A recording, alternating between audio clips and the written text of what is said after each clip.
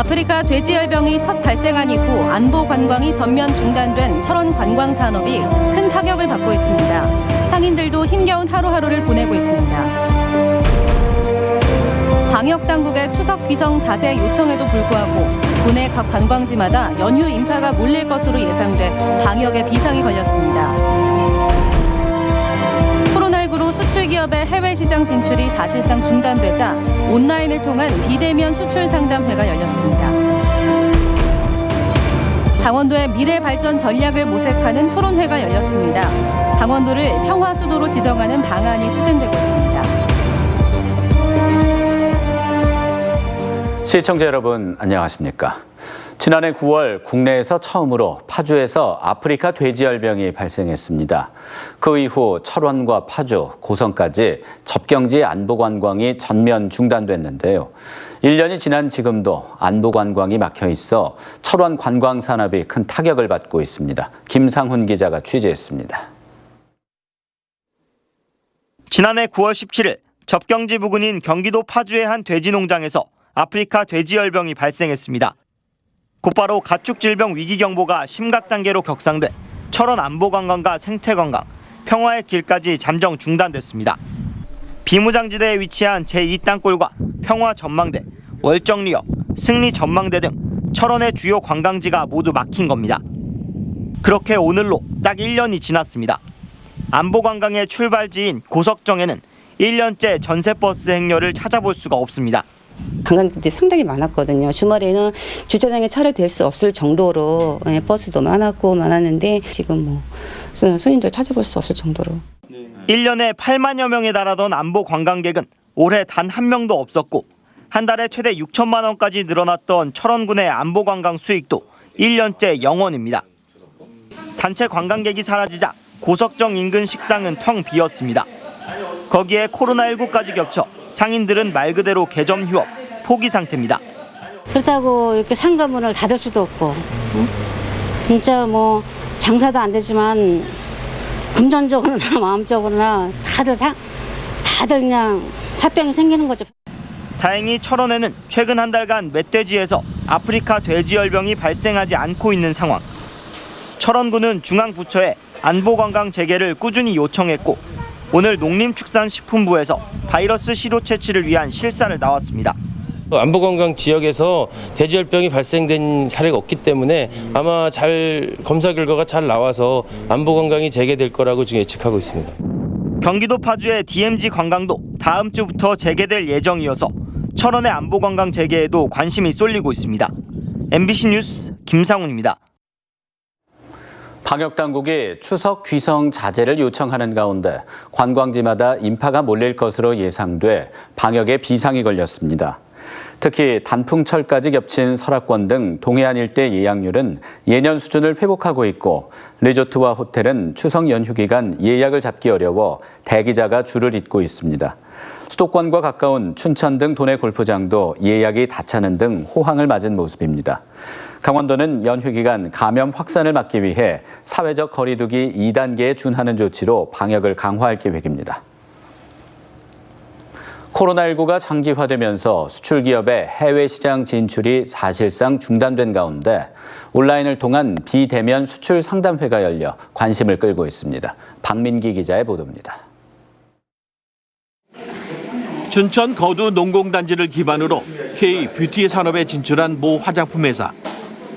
지난해 매출 19억 원가량을 기록하며 동남아 시장 진출을 준비했지만 코로나19에 제동이 걸렸습니다.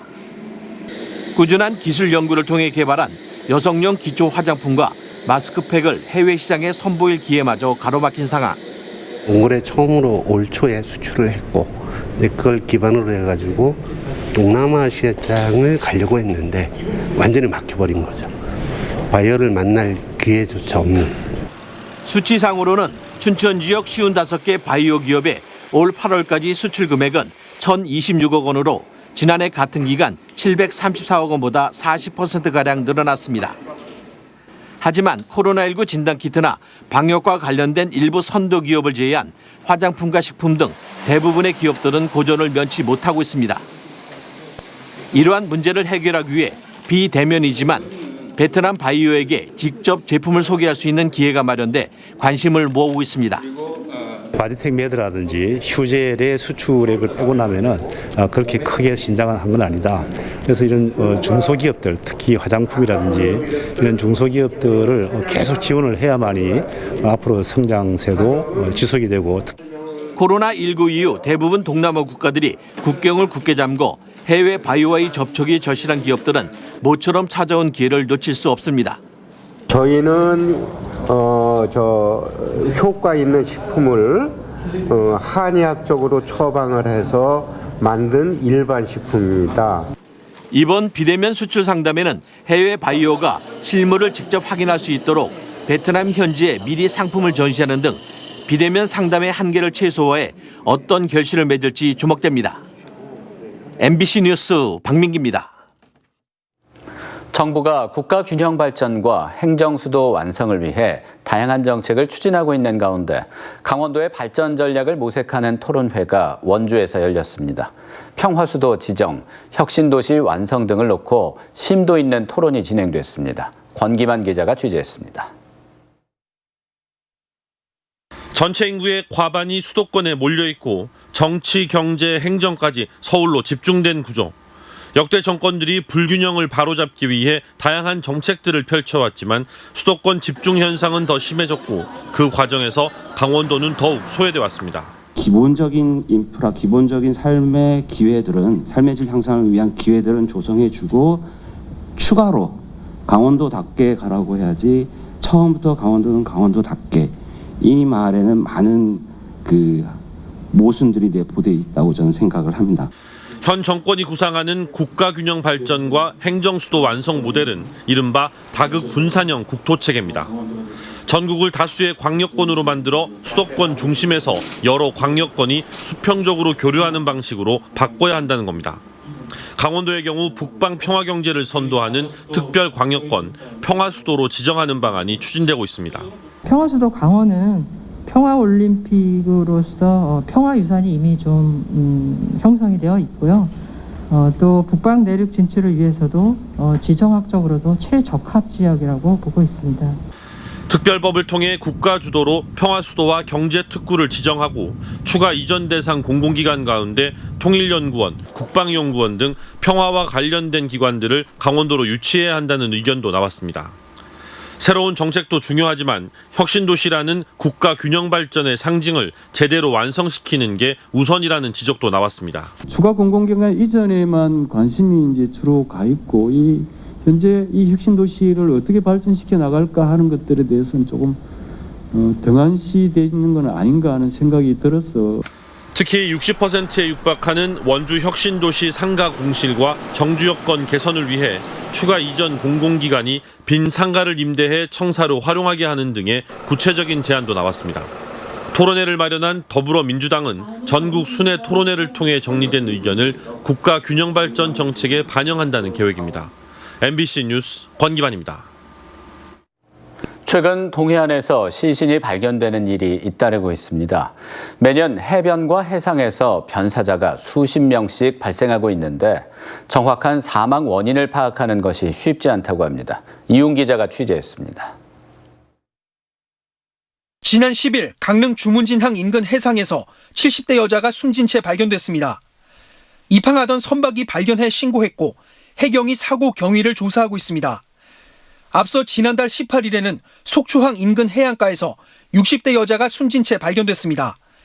백사장에 떠밀려온 것을 낚시객이 신고했습니다.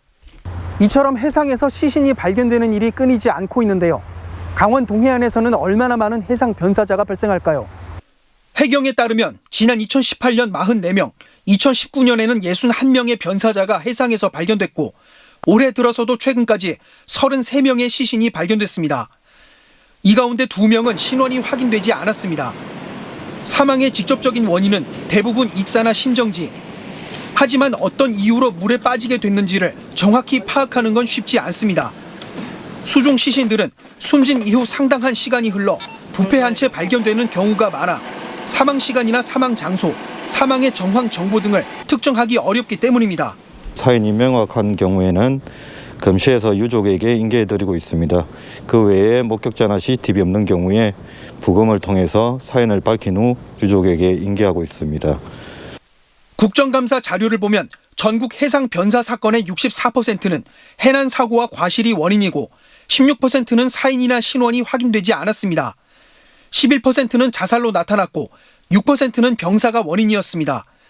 타살 후 시체를 유기하는 비율은 0.7%로 드물게 발생하기도 했습니다. 실제 지난 2013년 5월 묵호항 앞바다에서 숨진 채 발견된 여성이 수사 끝에 살해된 것으로 드러나 피의자가 구속되는 사건이 있었습니다.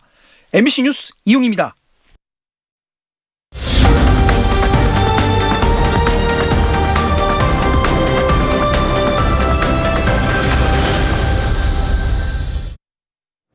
전북 익산 전국기능경기대회에 참가했다가 확진자와 접촉한 도내 고교생 등 5명이 모두 음성 판정을 받았습니다.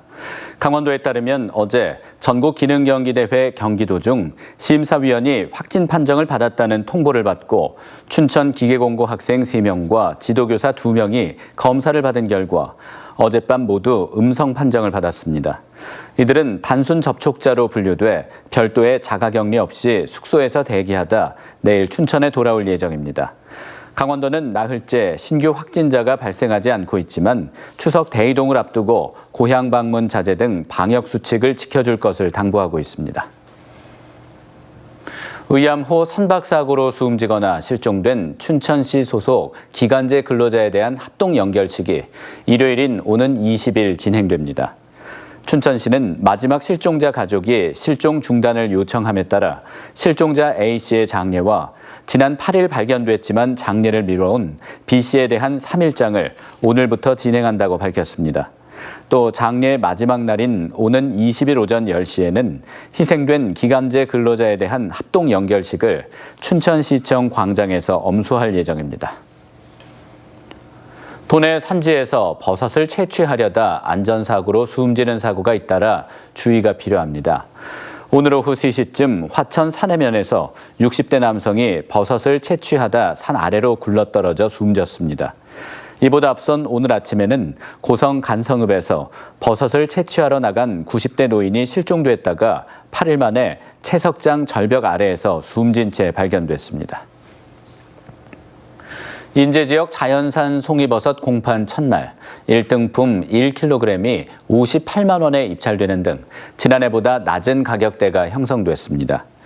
인제군 산림조합은 올해 송이버섯 공판을 시작한 첫날 1등품은 58만 원에 38kg가량이, 2등품은 39만 3천 원에 45kg이 입찰되는 등 모두 288kg이 입찰에 참가했습니다. 이 같은 물량은 지난해 공판 첫날보다 4배 이상 늘어난 반면 1등품 1kg당 입찰 가격은 지난해 111만 원보다 53만 원가량 낮은 수준입니다. 철원군이 지난달 폭우로 피해를 본 벼 재배 농가 772곳, 770헥타르에 대해 경영 안정자금 2억 3,100만 원을 지원한다고 밝혔습니다. 또 예비비 1억 7,500만 원을 긴급 편성해 병충해 예방을 위한 긴급 방제비로 1헥타르에 25만 원씩 지급할 계획입니다. 강원도에서도 벼 수확 시 유실 지뢰 등 위험 부담을 최소화하기 위해 콤바인 2대 구입비를 철원군에 지원해 이길리, 정연리 수해 농가에 무상 임대하기로 했습니다. 정부가 과수 화상병 손실보상금 일부를 지자체에 부담시키는 식품방역법 시행령 개정안을 입법 예고하자 강원도 등 5개 도가 법 개정에 반대하는 공동 건의문을 정부에 전달했습니다. 이들은 백신과 치료제가 없는 코로나19처럼 과수 화상병도 원인이 규명될 때까지 전액 국가에서 지원해야 한다고 강조했습니다. 도내에서는 올해 춘천 등 9개 시군에서 34억 원의 피해 농가 손실보상금이 발생했고 개정안대로라면 강원도는 이 중 6억 8천만 원을 떠안게 됩니다. 춘천시가 오는 22일부터 실외 공공체육시설을 제한적으로 개방한다고 밝혔습니다. 개방시설은 실외 공공체육시설 27곳과 읍면동 게이트볼장 28곳으로 모두 55곳입니다. 이상으로 뉴스데스크 강원을 마칩니다. 고맙습니다.